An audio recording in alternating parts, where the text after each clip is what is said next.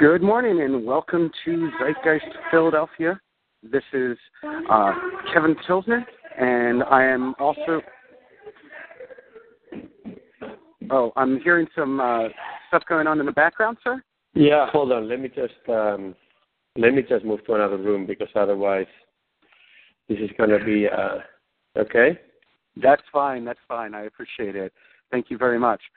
I'm here today with Professor Mauro Guillen. We just finished up, or actually tomorrow, I believe, is the final day of class, actually, of a Coursera MOOC called Analyzing World Trends, Analyzing Trends in... I'm sorry. I want to get this exactly correct. Analyzing global trends for business and society. That's correct. Thank you. And I was really fascinated by this in the very beginning of the class because you had mentioned that you had written so many books previous to doing this class as well. And that meant that you have been doing this kind of research for, you had mentioned about 15 years now, or over 15 years. And I was really kind of curious as to what are some of the major things that you've seen that have really altered your perspective on how these trends come into being and how they alter not just our world, but even alter other trends that are going on? Well, I would say the thing that over the last 15 years has surprised me the most is not that some of these trends are becoming realities, but rather how quickly they are becoming a reality in the world. So trends such as population aging or urbanization or the rise of emerging economies or the challenges regarding the environment, we knew that they were taking place. We knew that they were becoming more and more relevant. But I think they have reached critical levels. They have changed the world much faster and to a greater extent than I think anybody imagined. I think that's the one thing that has caught me by surprise, over the last 15 years. Thank you. One of the things that I found was a really interesting trend is I just actually finished teaching another class previously called The Age of Sustainable Development, and there were many things that were spoken of in his class that became transferable into your class, specifically things like the Gini coefficient, and that was something I had never actually heard of before I had taken these classes, and I found that it's a really important indicator as to how things are really moving in the world. This Gini coefficient has to really do with the quality of a country, and I'm really kind of curious. Like the previous professor that I had was really he seemed like he was really into like Occupy, like he had actually gone to the Occupy movement and spoken there on Wall Street, and I'm curious as to what you actually thought of these types of trends that are going on when it comes to people really having this understanding of how equality is really affecting our current lives. Yes, so I agree with you that it is very important not only to be aware of what's going on in the world, and there's, again, many issues going on. One of them, of course, is the growing gap between the rich and the poor, and that's, of course, reflected in the Gini coefficients for both income inequality and wealth inequality. And I think it's very important for citizens, for everybody, to get involved and to be engaged with these issues. There are, of course, many different ways in which we can be involved. I mean, we can be involved, as I do, in terms of, helping diffuse information about these problems. So that's my role as a professor, of course, to make the biggest number of people possible aware of these issues in the world. That's why I decided to teach a class on Coursera, because I knew I could reach thousands of people as opposed to just a few dozens in the classroom. And I also write articles in newspapers, or I write books, again, in the hope of diffusing that information. But it's also important, of course, that we jump into action. And I think protests or demonstrations, such as the Occupy Wall Street or the other related movements in other parts of the world, are an important part of that. I think the activities of NGOs and other civic associations are also very important. And I also believe that, we should, all as citizens, we should also take into consideration these problems in the world when we vote, when at the time that we must elect our political representatives. So I think, there's plenty of things to do, given that we have all of these shifting problems in the world, and we have all of these trends that are changing the situation. I think every citizen should be involved one way or another. That's actually kind of what this podcast is really all about. When I first started doing it, I really wanted to also help diffuse that information as well, specifically about sustainability, which is like what the Zeitgeist movement is really all about.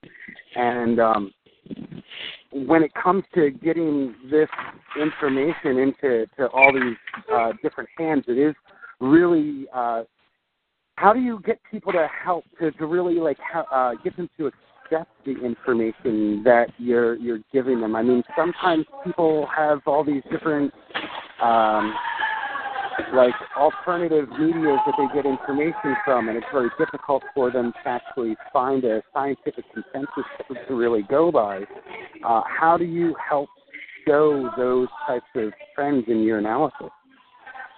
Well, I think it's very important to essentially, play your role. I mean, unless you're, of course, a very famous politician or very famous, opinion maker, you cannot influence everybody, right? But I think it's very important that each of us plays, whatever little role we can play in terms of making everybody else more informed about the issues, and also providing people with platforms, providing people with ways to act on that information, right, in whatever way they wish, right? So some people are unhappy about the situation, other people are perfectly happy about it. So each of us has to decide exactly what is the way in which we want to be engaged. But I think it's important for us to both, engage in that information diffusion, which is, at the end of the day, it's about persuasion, right? It's persuading people that there's something important that they need to pay attention to. And then, the other part, which is to provide platforms for people to actually engage and act, right, if they feel that they need to do that. Right on. It kind of goes back to what you were saying earlier with how the NGOs are also really important, because I found that the information that you had put out in the fifth week about piracy was just it really boggled my mind that it's taking so much effort from the NGOs that are doing all the efforts on the ground there to try and fix this problem, but it's really also been because of the poverty and inequality in that region that a lot of that had started in the first place in Somalia. I'd also really found it amazing to hear the information that those fishermen were actually also fighting back from Western and Asian polluters originally when they first started their attacks. And it's a lot of times people don't really look at the whys when people go and do these things. So it's really good to hear that those counter-piracy organizations and NGOs are doing their work on the ground. Yes, no, absolutely. I totally agree with you. I mean, one of the key things about Somalia, as you know, is that the country, of course, didn't have in place the right kinds of political institutions, and there was chaos. But then, foreigners were not behaving very nicely towards Somalia. You mentioned this, but more specifically, what some foreign companies and ships were doing was they were dumping toxic waste, right, near Somalia or onshore. And so, the pirates initially were actually trying to protect their country against that kind of behavior. it's really amazing to see how much money is also spent when it comes to these sorts of things, because I mean, these young men you were saying were netting about $30,000 to $50,000 a year, and meanwhile, like, you've got on the other side of the equation, like 5.7 to 6.1, which was down from 6.8 in previous years, of billions of dollars being spent on trying to keep control in the area and keep the seas from. Keep the seas being safe in those neighborhoods of the world. Absolutely. No, it's very, very expensive. There's no question about it. It's better to have good institutions. Yeah. Some of the other dichotomies that you were mentioning were also really very surprising, such as the amount of people that are in abject hunger around the world is actually slightly lower now than the amount of obese people in the world, and I've wondered if you'd actually heard there was actually something I'd heard about a while back where there were over 1 billion people in the world who don't have clean water available to them, but yet there's also another 1 billion people in the world who have access to iTunes. Absolutely. It's these kinds of dichotomies that are really creating a lot of the problems that are a lot of people almost seem to want to, like, put their head in the sands with. And I guess it's amazing that, like, it's really great that you're getting this kind of information out there, because it does help people understand as to how to, like, that there is a problem, and then B, that there are then solutions that we can use to fix them. I mean, what are some of the really amazing solutions that you've come across in your research? Well, it depends on the problem, of course, and a lot of it has to do, as you're saying, not so much with the magnitude of some of these changes, but rather how they are distributed around the world. So, in other words, some people are being affected by these negative trends to a much greater extent than others, and it tends to be, unfortunately, people in poor countries, but also disadvantaged people in the rich countries, right? So many of these issues that you've mentioned, about economic inequality, about obesity, about health in general, access to education, the impact of environmental pollution, all of these things tend to disproportionately affect those who are more exposed and have fewer resources to cope with them. And, I strongly believe that at the end of the day, governments, businesses, and nonprofits are the ones who need to act on this. But you see, unfortunately, we have a situation in which most governments in the world are deeply into debt, so they don't have a lot of resources to tackle new problems. And businesses, of course, they tend to be very focused on short-term gains. And so we have very heroic efforts on the part of nonprofits, and they're trying to do their best, but it's probably not enough, right? So I think, the most important thing that ought to happen in the next few years is that we see, again, governments re-engaging with these issues and allocating resources. And we probably need, for the crisis and the recession to be over first, so that, again, governments can focus on tackling these longer-term issues that are affecting the world. Thank you. I remember you also speaking about the Tata Nano and how it was almost a bit of a failure of marketing, because not only were there a couple of engineering issues with, like, the early fires and no AC, but there was also, like, this missing egoic component in it, for the fact that it was aspiring towards being sold to people in the middle class. And I was wondering if you, like, what you really thought about this whole idea that, like, people are out for these status symbols, and I mean, why do you think people, like, find it necessary to have these things just to make them feel better about themselves? And I guess becomes my question, because, like, Why isn't it that like that one guy, he specifically said he because of the look, he would rather stay home rather than drive in a Nano. And go ahead. Yeah, this is it's always obviously something that will always be there, right? Which is that people consume things not just because they need them, but also because they want to feel good about life and so on.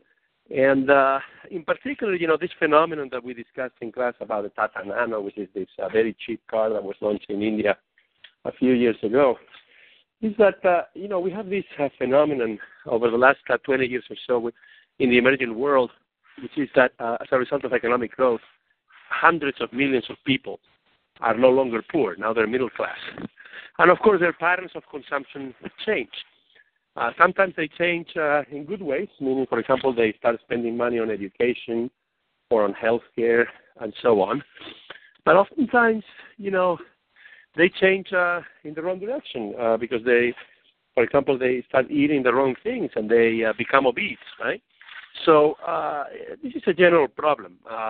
It's a general problem that always starts to appear as countries develop and the middle class grows in size and sophistication. And it is, I think it reflects a very basic fact about how the world works, which is that, human beings are essentially social beings, right? And so they don't consume things, they don't buy things just to fulfill basic needs. They're also making a statement when they buy something, right? They're making a statement about themselves. And I think the story of the Tata Nano illustrates that really, really well. Yeah, you definitely used that to illustrate that very well in the class. I thought it was really important that, like, how you mentioned those aspects, such as how, like, that kind of inequality with people can kind of cause some discouragement and social conflict. The Zeitgeist movement, specifically in the movies, the third film, they called it structural violence. And you had mentioned something about there being an optimum level of inequality in our current system, and I kind of love you to, like, talk a little bit about that, because I find it, like, for me it seemed very antithetical to any sort of positive social situation to be an optimum level of inequality. But I'd love to hear your personal opinion on these things. Yeah, well, I'm not the first person to actually point that out. So there are a number of very famous, social scientists who have proposed that idea. And essentially the idea is the following, which is that if you have zero inequality, then the incentives for people to invest in education, for people to work hard, for people to try to improve their lot, essentially are not there, okay? Because if everybody's going to enjoy the same level of income, if everybody's going to say, be exactly the same, then why should anybody work hard, right, to improve their situation? So it's very clear that at very low levels of inequality, the incentives for investment in education, the incentives for people to work hard are not there. By the same token, when inequality is very high, which I think is the situation, for example, in the United States today, the incentives also disappear, because people see that no matter how hard they work, they're never going to be, getting enough rewards, right? Because a lot of people in the United States, especially the middle class, is seeing their wages, for example, stagnate, right? And at the same time, you see that the rich are getting richer and that the inequalities are getting bigger. So it is an argument about how the extremes are bad, right? Now, obviously, calculating exactly what the optimal level of inequality is, that's really, really hard. But I think what's very important for all of us to realize is that neither of the extremes are, optimal, right? And so we need to essentially strike a balance, right? A right balance. But quite frankly, right now, I strongly believe that the U.S. is in a situation in which inequality is way too high, right? Well, I'm definitely glad that you are helping with these sorts of things, because the education that I think is available online these days is really becoming an amazing thing, and Coursera has been like an indispensable part of that for me. I mean, you specifically actually mentioned about the skills gap in the 40 to 60-year-old range, and I kind of am part of that, and your MOOC has been a part of my growing education to help fix that skills gap. Yeah, you know what I'm saying? So, thank you. I really appreciate you being a part of it. It's also really amazing. I'd never heard about the Salvador Dali thing with the writing how he made prints on the backs of checks before. I thought that was a really amusing thing about how once he hit that level of diminishing returns, the restaurant started cashing the checks eventually. Right. Yeah, that is a very good illustration as to that trust is everything, right? And that money is really an illusion. It's based on trust of the government who issues it, and of course the government may mismanage that trust, right? Yeah, and that trust is a great responsibility as well, as you were speaking about in the Spider-Man principle, and how America hasn't exactly been like the most fiscally responsible as of late, which could lead to, in another 20 years or so, an actually more fiscally responsible version of the renminbi actually stepping up and possibly becoming a world reserve currency. That could happen, and remember that my point, it's not so much that we should have, lower government spending. My point is that there should be some kind of a political agreement between the two major parties as to what is the best way of handling topics related to taxing and spending. The issue for me is the lack of responsibility has to do with the fact that we have this ongoing fight, right, bickering between the two parties, and there's no end in sight, right? And that, of course, creates a lot of uncertainty. That generates a lot of risk, and it makes it difficult to think about the U.S. dollar as the world's reserve currency in the future. Yeah, it also adds to the legitimacy crisis that you were speaking of, considering the public debt is now over 100% and of the GDP, and taxes are going up as well. And yeah, I totally understand where you're going with that. And it kind of, I can imagine how people who are really like nationalistic and appreciative of, say, the founding fathers could be really upset about some of the things that are going on today, because you even point out yourself how Thomas Jefferson had that great quote, then I say the earth becomes to each generation during its course fully and in its right. No generation can contract debts greater than may be paid during the course of its existence. And then further, you mentioned the UN defining the sustainability as to meet the current needs without destroying the ability of the future generations to meet their needs.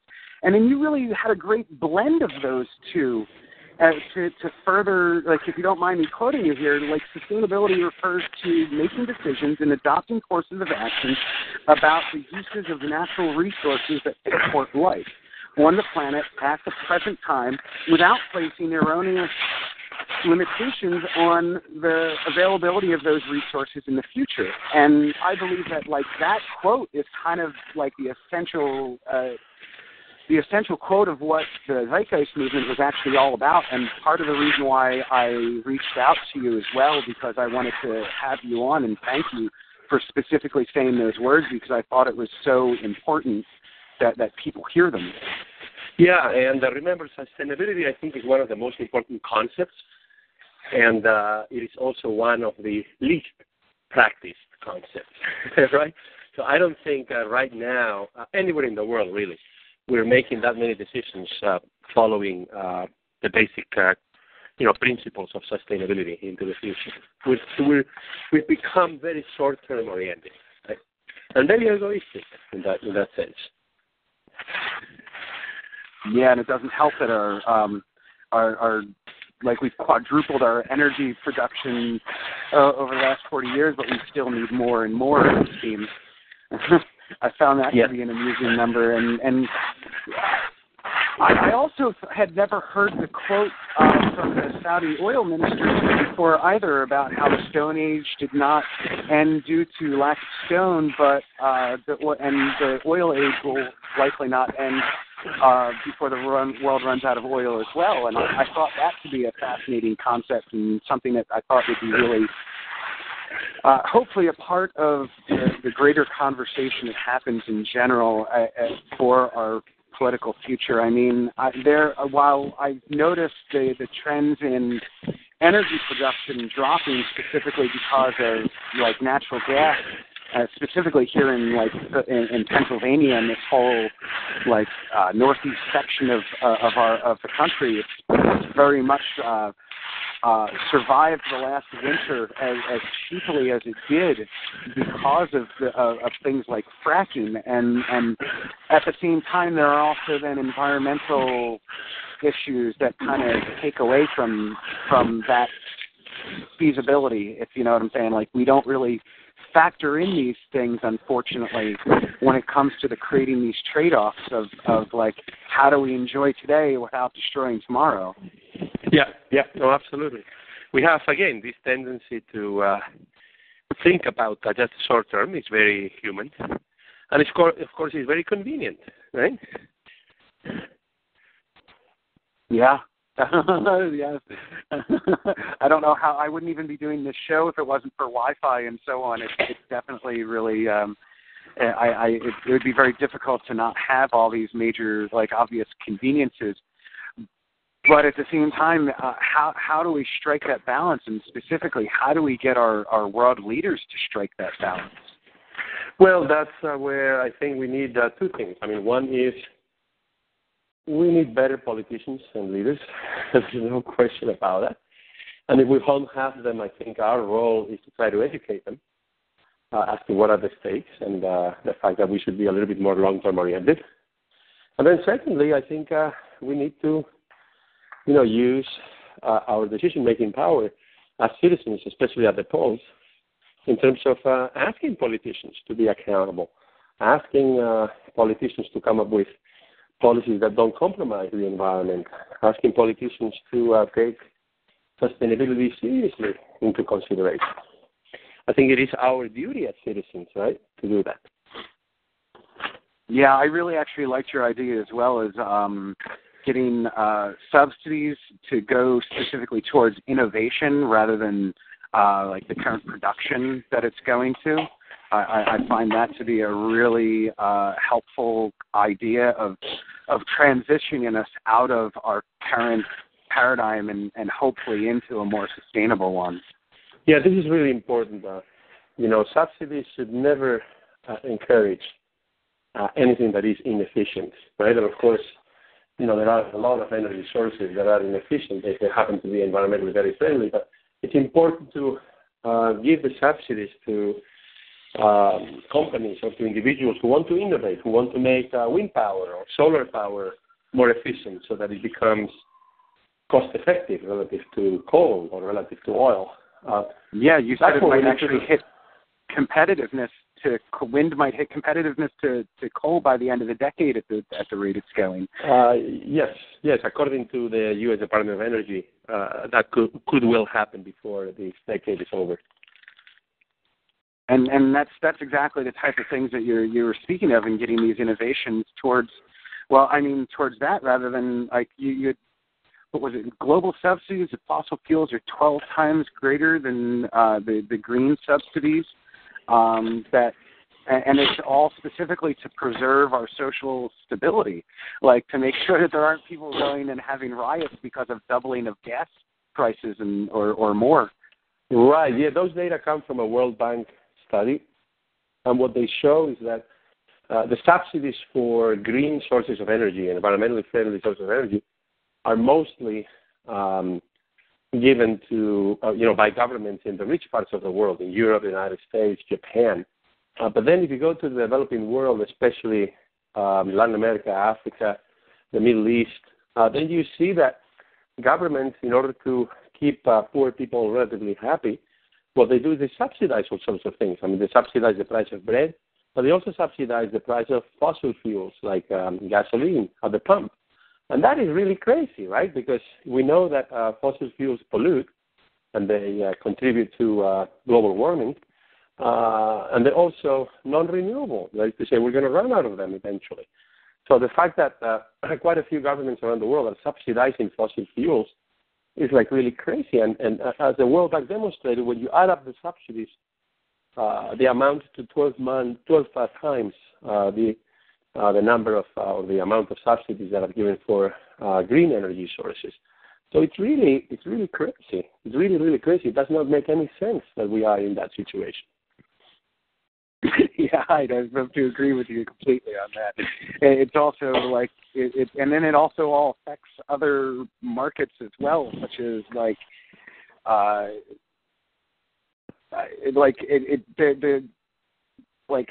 all these oil, everything that has to do with oil, instead of us having a more localized economy, we've suggested it's been suggested in the Zeitgeist films that we could just set up something along the lines of vertical farms in the middle of the city and then have them automated and just hand out food instead of, say, year after year after year putting money into a welfare system and continuing that level of inequality when people could just be, we could by expanding these technologies, we could actually both end poverty and the need for taxation of welfare, which is kind of why so many, I think, people see those the failures of the state as they are, because they're becoming less relevant considering the technologies that we have. I mean, is that like a relatively true statement? Absolutely. I know, absolutely. You're right on the mark. It is a serious issue. And again, we need governments and we need companies and we need nonprofits to tackle it.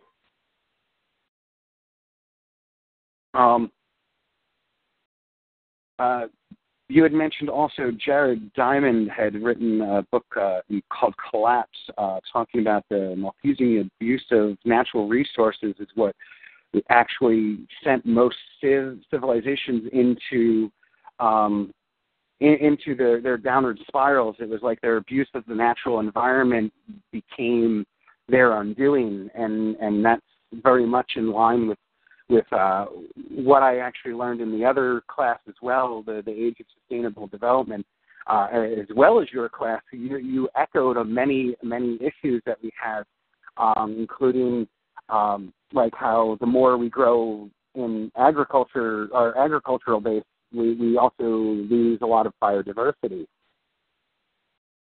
Absolutely. That's another challenge that we have. But what I would emphasize regarding food production is that the issue in the future is not going to be so much how large the population is in the world, because as you know, population growth is slowing down very quickly. Rather, the distribution of that population, the fact that more and more people are living in cities means that now we have to produce most of the food in one part of the world and then move it to the cities, right? As opposed to when most people were living in the countryside and therefore they were living right next to the sources of the food. So all of this is once again changing the dynamic in the world, and it's going to require quite a bit of action on the part of governments and businesses. I understand, yeah.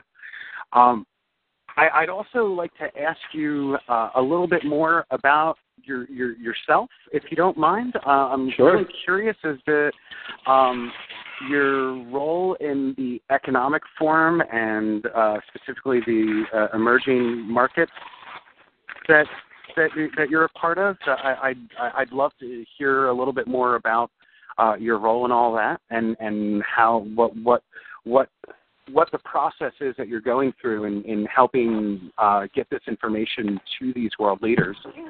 Yes. The World Economic Forum, as you know, is a gathering of leaders from government, business, academia, and nonprofit. So I'm there essentially as an academic. And my role is to work with other people on issues that have to do with emerging markets, trying to understand what are the conditions under which we can continue to help these countries lift more people out of poverty, which I think is a really important issue, and what are some of the consequences for the world of the rise of these economies that are becoming really, really important, right? So it is mostly a kind of a forum in which you exchange ideas, you exchange perspectives, and you try to come up with solutions to all of these vexing problems that we have in the world. And are you able to speak about any of the solutions that you found the most helpful and the most appropriate for, say, a particular region? Well, most of our work has been geared towards trying to propose new educational programs. So we believe that the most effective tool that we have in the world for poverty reduction, for making sure that everybody can live a full life and can take advantage of opportunities, is by having an education, right? And as you know, there's still quite a large proportion of people in emerging markets and around the world that are illiterate. They don't even know how to write or to read, and let alone people who know how to handle numbers or people who know how to, be a knowledge worker, right, in this global economy of the 21st century. So most of our proposals have been geared towards providing young people in emerging markets with new opportunities for education and for training aimed at helping them find a better job, right? So that for us is the most important thing that we wanted to accomplish in this working group at the World Economic Forum, which is how can we,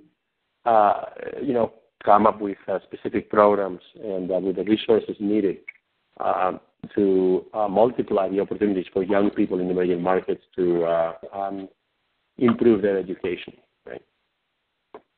It really is one of the most important factors, because we could change so much so quickly in the next generation or two just by having those major educational incentives.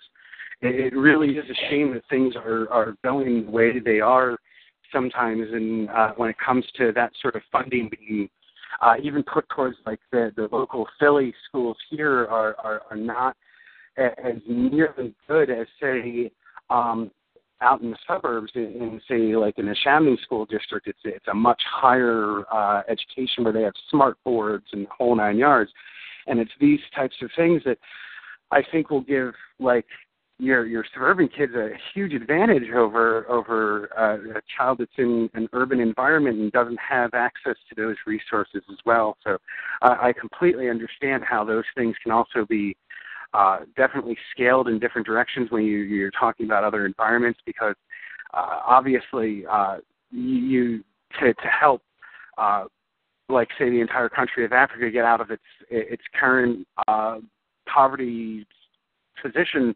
the easiest way to do that would be to help teach people as much as they can learn about these sorts of innovations, these new innovations that we have these days. Is like one of my personal favorites is how do we get like people to learn about sustainable homes, considering like there's a thing called Earthships on the internet that's very easy to get a hold of. Like how do we get these types of ideas into those major forums? I'm not sure if you have personally have heard of that type of technology, but it's actually it's literally like a carbon negative footprint, because it's even using like old scraps and stuff to create this home. And the guy was sent to Haiti afterwards because all they had was rubble everywhere. It was very easy for him to teach them how to build these homes to help them make water catch systems and so on and so forth. Do you have the opportunity to get this kind of information to those leaders, I guess, becomes the question. Yeah. No, of course, there are some opportunities for doing that. But you see, no individual can really, change everything, right? And let alone an academic like myself, right? But having said that, I think taken together, all of these actions can have real impact, right? So we just need to persevere and to keep on, proposing good ideas and also bringing to the attention of the people who control resources at companies or in the government what are the better courses of action, right? Right on. I guess to wrap things up, I'd like to offer you an opportunity to then speak about your, obviously we can't go into every one of the 10 books or more that you've written, but I would definitely like you to maybe speak a little bit about your most recent on global turning points and emerging markets rule. Yep. Especially Global Turning Points is a book that forms the foundation for the Coursera class that you took. So it's all about those game-changing trends in the world that have reached critical level and that are essentially transforming the world as we knew it. And that includes population aging, obesity as a new epidemic, the process of the growth of cities, the rise of emerging economies, and so on and so forth. And then Emerging Markets Rule is more about, it's a more focused book about how and to what extent companies from emerging markets are becoming very, very important in the world. And they're displacing some well-established firms from Europe or the United States. So the two books tackle very different issues, but I think they are essentially, speaking to these transformations, right, the world is going through. Right on. Okay.